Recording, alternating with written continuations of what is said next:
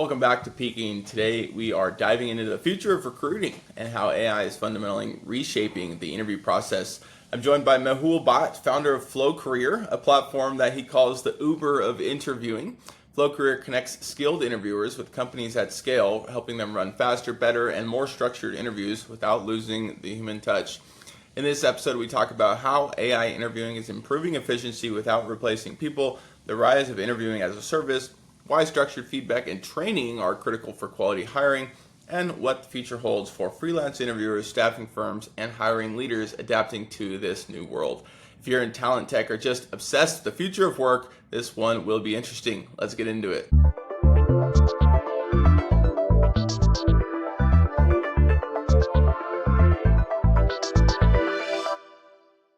Mehul, welcome to Peaking. How you doing today? Doing great. How are you, Wyatt? All well? I'm doing well. It's a beautiful day in Colorado and very much looking forward to this conversation. I don't always get to speak with people that are kind of in my industry. You're building an interviewing tool. I'm a recruiter, so very interesting to kind of think about what the future looks like, especially with all the conversation about AI and to be honest, I don't know how much long recruiting is going to be a career. And so I'm seeing all these tools come out. There's a sourcing tool.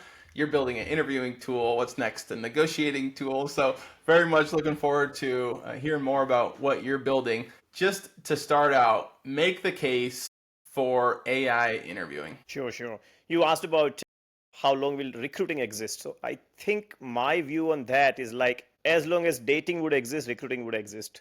Because both are effectively matchmaking. It's always you will always need people to find the best match and AI and everything else is just a tool to make it more efficient, make it more interesting. So I'm pretty confident.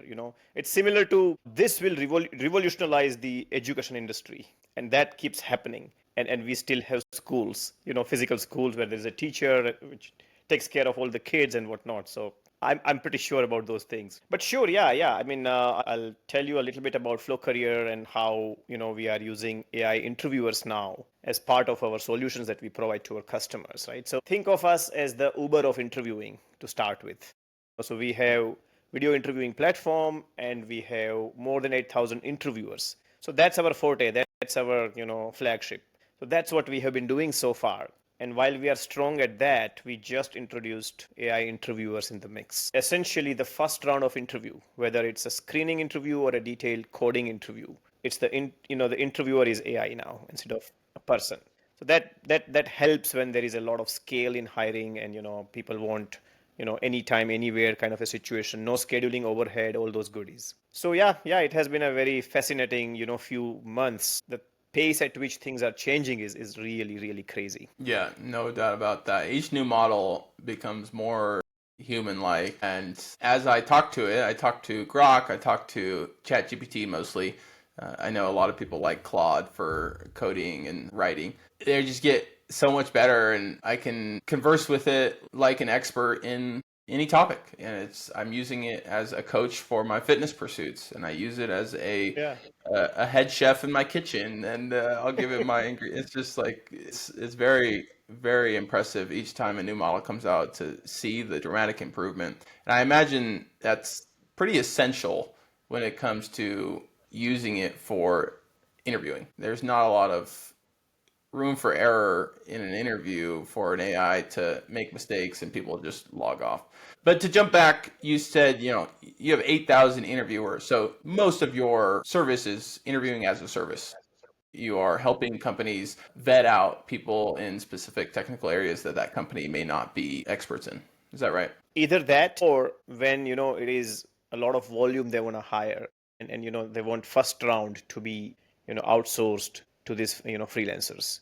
So, that contrary to the perceptions, right? When you think about outsourcing your interviews to a freelancer, people might think that, oh my God, I might lose control and whatnot, right? But as a matter of fact, we structure our interviews so well, right? So people love that fact that, we have a very structured interview, a very, kind of a top to bottom, very well calibrated, attempt at interviewing, which most companies unfortunately don't have it. I used to work at Cisco and I myself have seen the situations where people will be running around holding the resume and saying, hey, who is free to take this interview? The candidate is sitting in the so and so conference room. That's unfortunately is how things are at times. There are very few FANG companies who structure their interview. They're very proud of their interviews.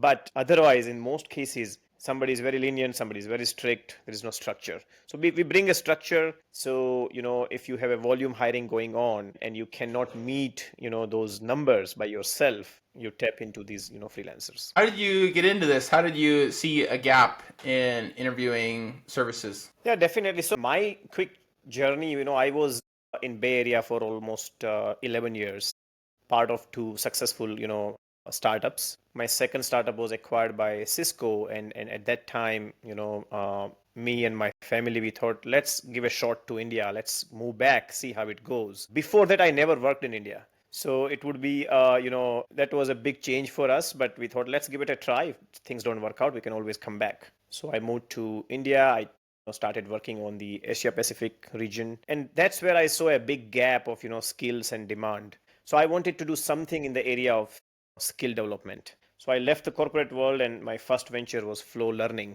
where, we wanted to find the right talent to coach, talents. So using the mentors to teach kids or coming out of college to, be ready for the industry. That was the idea. It was B2C. I was not well equipped with that. Things didn't work out so well. So that's when, around 2018-19 timeframe is when, we went back to the, drawing board saying, okay, which component we can reuse and find a solution which is more of a B2B, where there is a real problem that exists. And that's when we came up with the idea of, interview as a service, because again, you can tap into the resources of the freelancers who can help companies to find the right talent. And it worked really great. The COVID was really, it put a lot of wind under our wings, and we did pretty good, during the COVID and post-COVID. Got funded, started our Boston operations, and, I moved back to Boston and whatnot. So yeah, that's a quick overview of my journey here. Did you start this company in India, or you started it in the United States? So I started in India while I was living in India, but we always registered it in it's always been a Delaware corporation. And then, as soon as we got funded, I moved back to Boston to take care of the business in the US. And what was your experience like working in India for the first time? Very different. If you look at, the culture of the two countries, right? US and India, right? Both are democracies and all those goodies. But one stark difference is that, the mentality of scarcity that suffers, for the developing countries, right? So every problem that you find in India, you can probably, boil it down to that. Why there is so much of a traffic congestion, because people think that if I don't grab the next 2 inches, then I will not be able to get past this junction, right? So they will put the front wheel of their two-wheelers, now they are blocking somebody else, right? So that is something that I saw, where people have this mentality of scarcity in the developing nations. And in the US, one of the biggest plus point we have is the thinking big. So that's really the difference I can see at a very high level, at least what affects me or things around me. Otherwise, for India, I tell people that, everything that you have heard about India is true, and it's exactly opposite is also true. Americans' experience with Indians is only the Indians that immigrate, of course. We're not interacting with Indians in India. Did you see a stark difference there with the Indians who make the journey to America and people who stay? Yes and no. I think there are a lot of microcultures again, so Yeah. especially when I came back to Boston, right? That's where, these cultural differences, and, I was more observant. Maybe it was age, or maybe, it was the exposure or whatever it was. But, the first time immigrants usually try to remain in their bubbles, right? But then when I went back to India and came back to the US, that's when I was really opening up my mind and trying a lot of their experience. So the generation that is being built in last 10, 15, 20 years, right? A lot of wealth has been created in India. When you compare with the people who has been settled in the US, who migrated, let's say in 80s or 90s or early 2000s, right? Those people, I find them much more conservative when it comes to the culture or, economics and whatnot, right? And that has been expressed by many other who are in a similar boat, because nowadays a lot of people have come to India, moved back to the US and whatnot. So that's the observation. There's a lot of newfound wealth in India, and people have, when people leave India, like a decade or 2 decades back, that's their perception that, well, this is the size of the dollar or this is the size of the rupee, right? So it's very interesting microcultures that you will find all over the place. Yeah, it's definitely very interesting. I'm very interested by demographics. From American perception, for the most part, Indians are Indians, but when you talk to people from India, there's North and South, and they're very different. And same thing with China, North and South, very different. Rural and urban, very different. Somewhat like America, East Coast and West Coast are somewhat different. But honestly, I don't think it's as stark of a difference based on the conversations I've had. And it is very interesting to talk about. That's not the topic of conversation for the whole podcast, but thank you for indulging my interests and speaking to those a little bit. I've been in the tech industry for 10 years, so I've been working with people, in the H1 program for quite a while, obviously the full 10 years. And a lot of them are from India and China. And so hearing a lot of stories, my eating habits have changed somewhat. I'm a huge fan of Eastern food, and I never had any before I started working in the tech industry. True.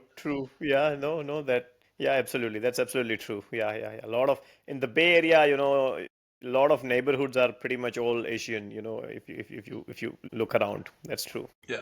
Awesome. So, FloCareer, who's your main customer, or who are your main customers? Are these huge companies that have just large hiring programs, or are these typically companies that get funding that need just a lot of interviews to go off? Who is your, ICP, so to speak? Sure. Yeah. So typically, there are three types of customers we encounter a lot. Our enterprise customers are usually the services industry giants.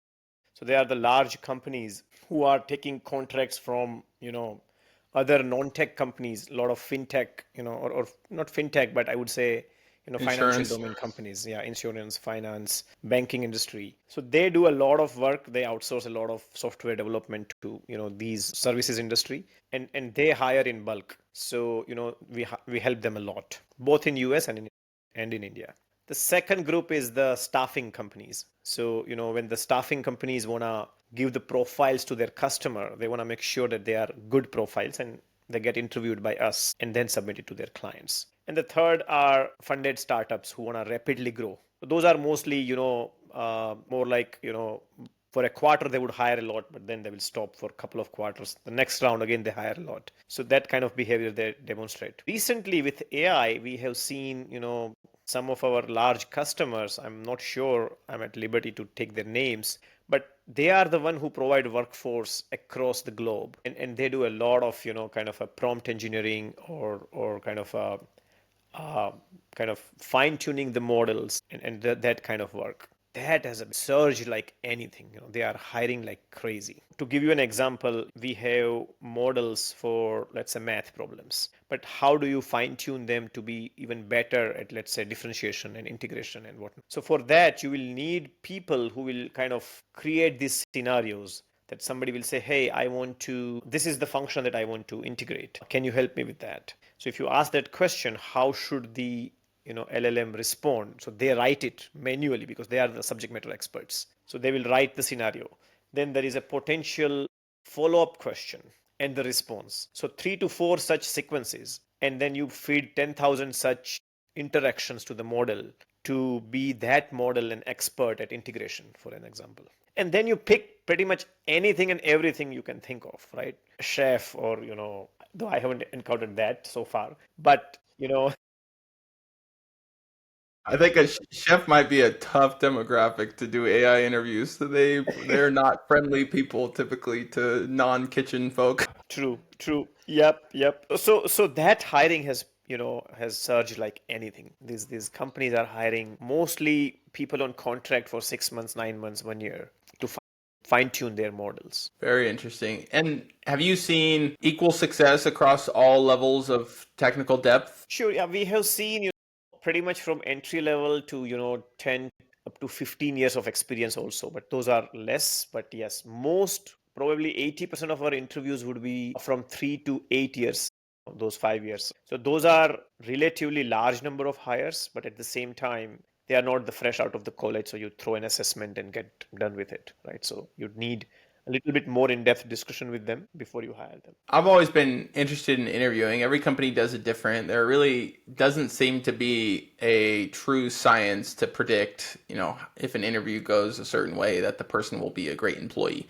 People, will game the system. You got Cluely, the startup that literally is based on cheating interviews, and I think they've, pivoted to sales calls and just making things more streamlined and talking the right way. But running an interview company, I imagine you have quite a bit of insights into what makes a good interview for the most part. There's always going to be outliers. What are the pillars of strong interview questions or tactics or understanding of what candidates or how they respond? Sure, yeah. I think pretty much every customer has their own kind of unique ways to handle interviews, and that's why we customize a lot in terms of you can define and design your own interview processes. However, the basic pillars are essentially, and especially in the presence of AI, I would say being human during those interviews, right? I mean, the communication, connecting with the person, making them comfortable. It's not that, you want to test them, you want to make them comfortable and bring the best out of them to see, how they would fit into your working environment.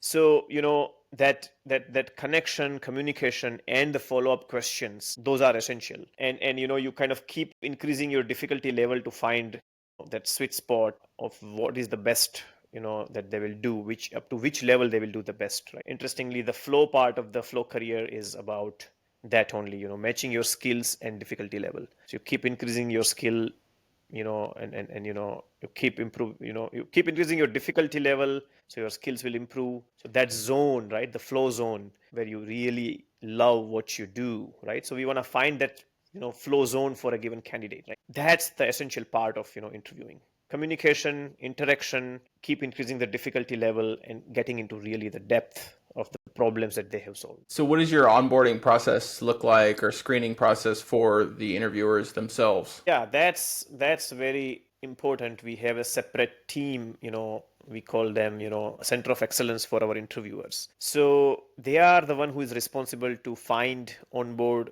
train, and keep an eye on these freelance interviewers. So we are not a marketplace where, people will say, hey, I will conduct interviews for X amount of dollars, and somebody else will say Y amount of dollar. We take, responsibility of the quality of interviews, right? Hence, we keep an eye on that. So we first and foremost, we interview the interviewers. That's the fundamental essential step. So we interview our interviewers, and once they are onboarded, we also ask them, what are your best or your favorite interview questions, and how would you rate your candidates' responses? So that helps us to bring more and more questions to our question bank also. So, and that also tells us, apart from their technical skills, their articulation and their detail-oriented approach, etc., right? What kind of questions they are giving us, right?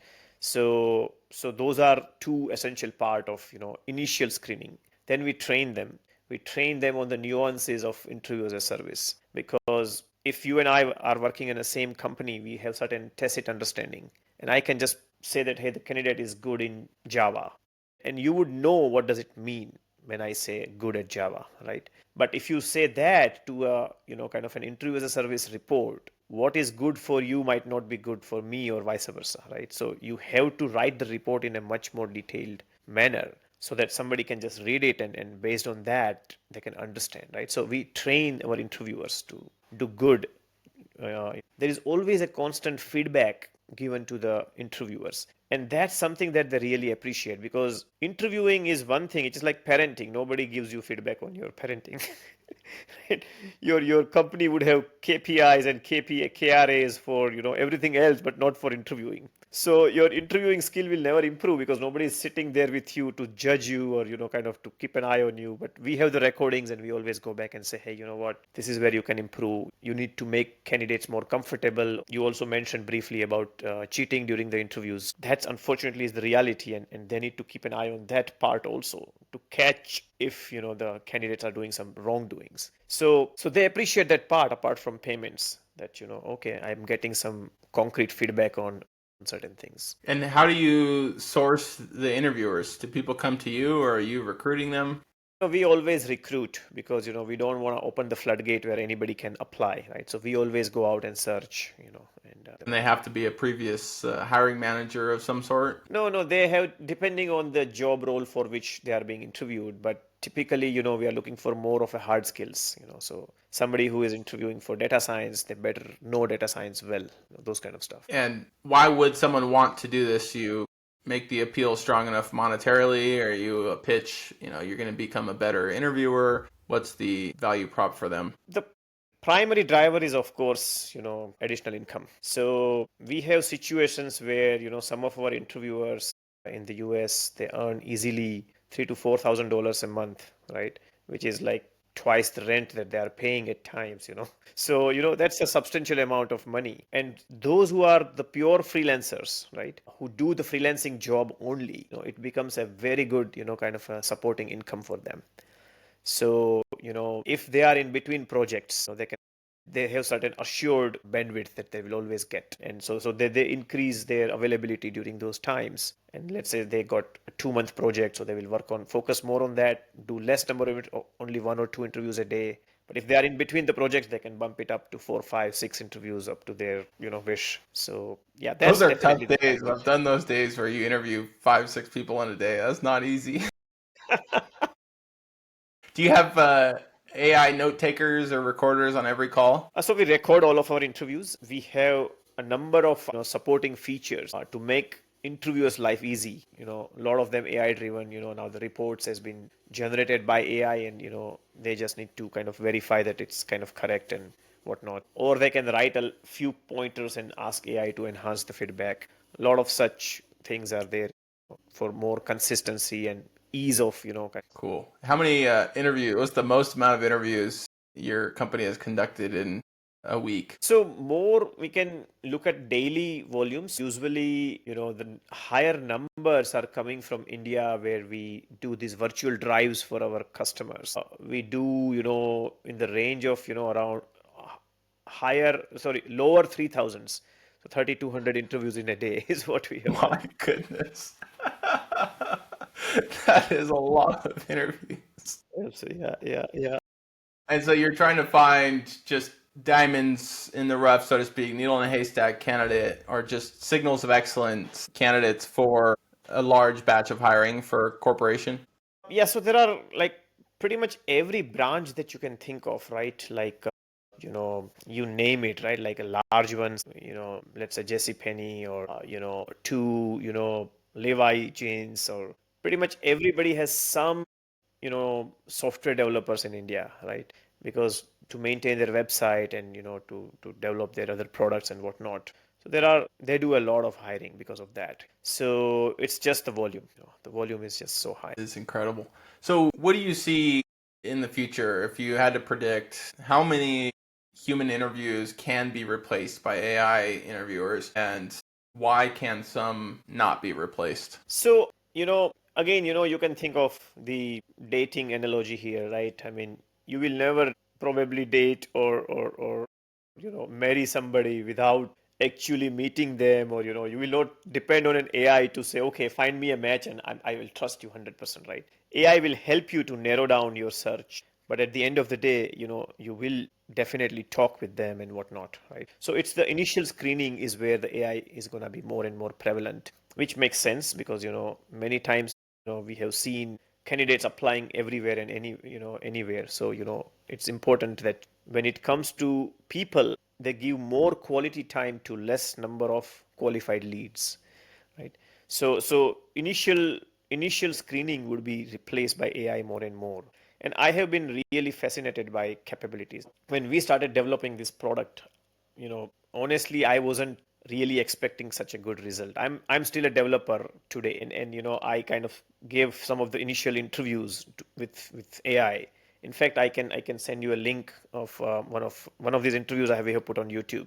It's really good at kind of getting into the depth, not just verifying the code and explaining the problem statement, but later on getting into the space complexity and the time complexity of my solution. How would I optimize it? And it will ask in one instance, it asked me 2 questions at the same time, and I spent a lot of time explaining the first part and missed the second question. And it got back to me on that that's all well and good and perfectly fine, but what about this other question that I also asked you? So, that is really the beauty of it. So I was not expecting it to be that good, right? But AI interviews are doing marvelous job. And the way it work for a technical concept is to try to truly understand the absolute, like the deepest technical depth someone knows of. So if they're a Python developer, they want to know every single aspect of that person's knowledge around what Python is capable of. It mostly goes more into the depth of the solution. So it would probably cover a single medium difficulty level coding assignment, and we'll spend about 30 minutes into it. So it will go into the depth of the solution. First it will explain the problem statement. It's also written there. But if you ask questions about, can you explain me, do you want this? Can you elaborate whether you want me to do this or that? It will respond to you with those. Then you start writing code. It will not bother you. It will be patient at that time. It will not keep talking while you are writing the code. But once you are done, you can also run the test cases and see whether they all passed or not. Once everything passes, then it will say, great, sounds like all test cases have passed. Can you walk me through your solution? That will be typically the first question. So you explain your solution approach, etc., and then it will ask you, okay, are there ways to make it optimized? What is the space complexity? Means how much memory your program is using.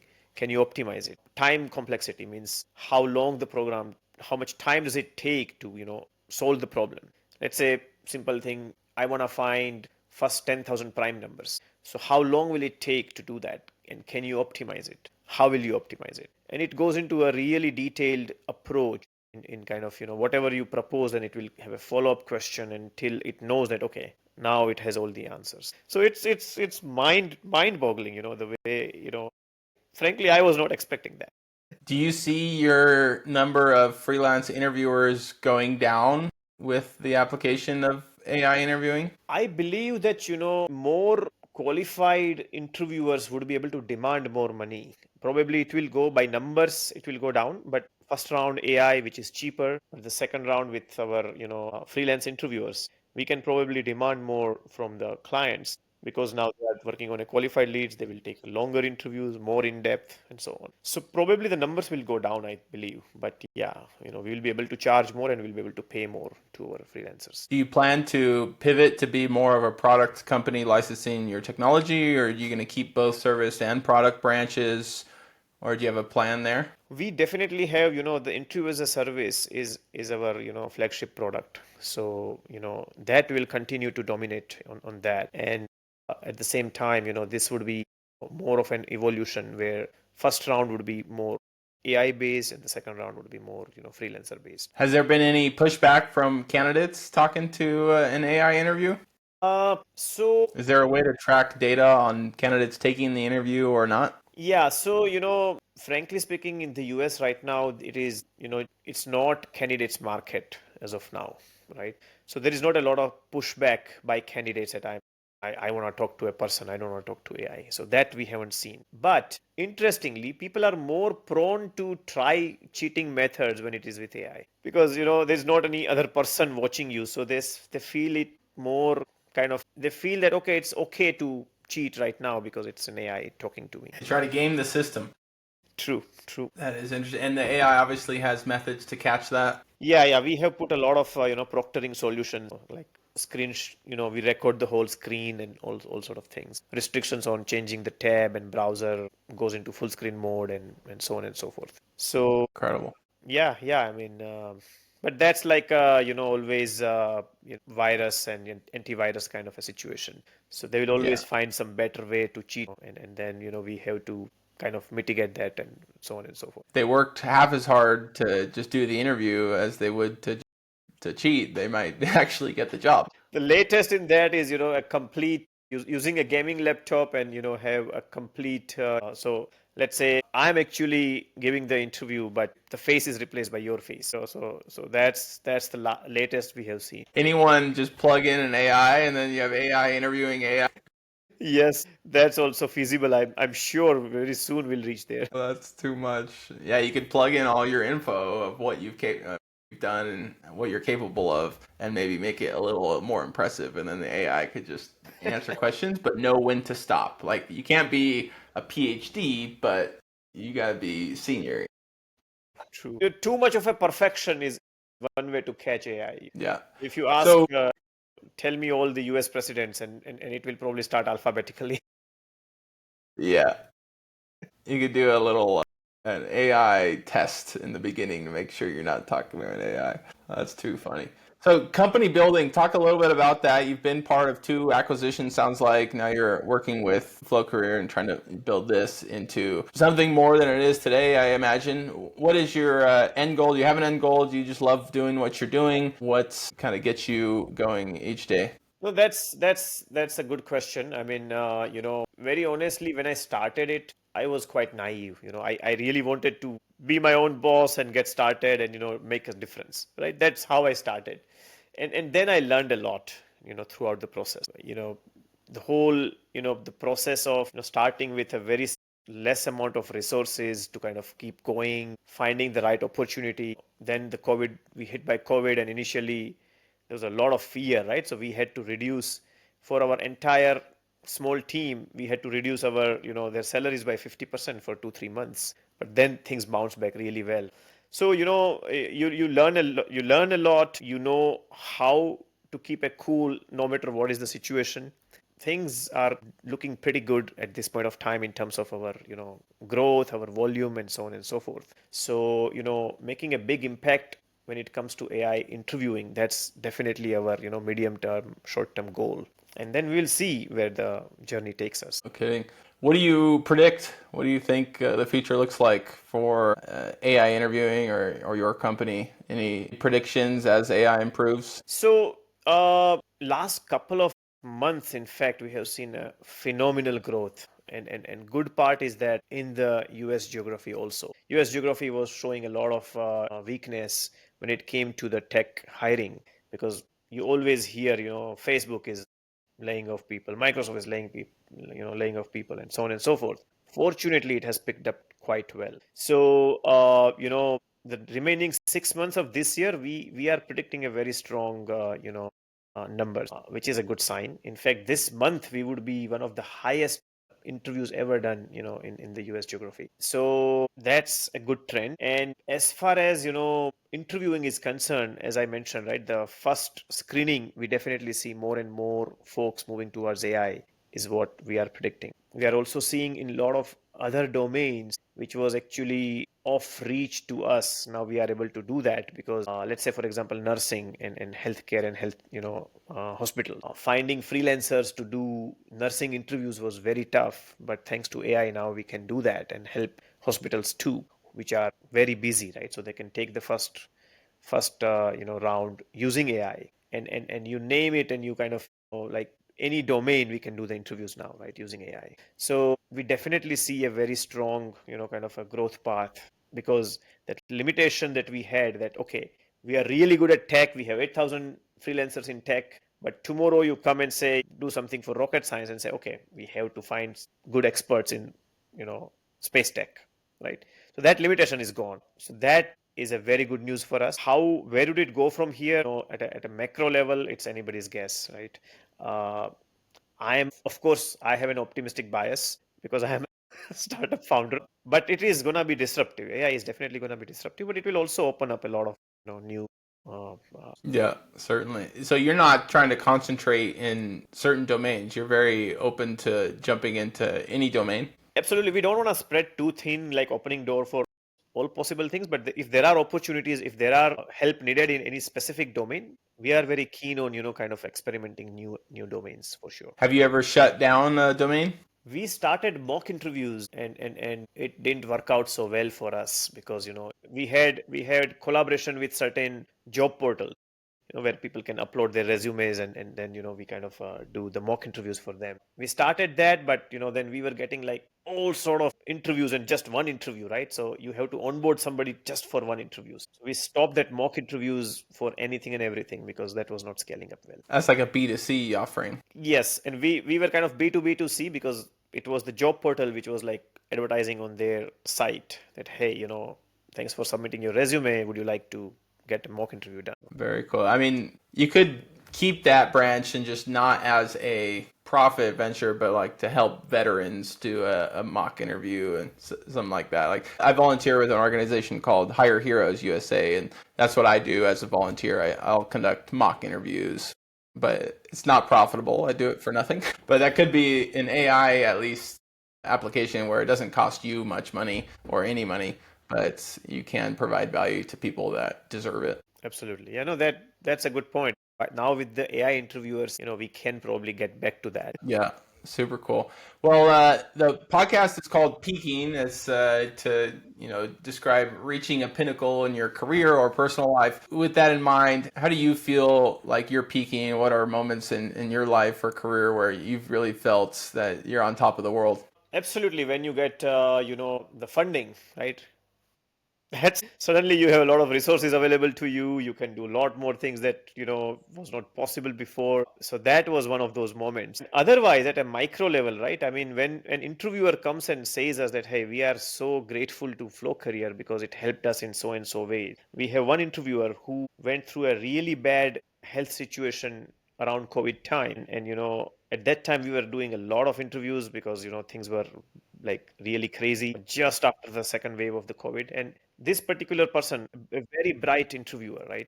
And he really loves FloCareer because he made, FloCareer was the only way for him to survive during those critical months where he was not able to do full-time job, but this helped him to, pay the bills.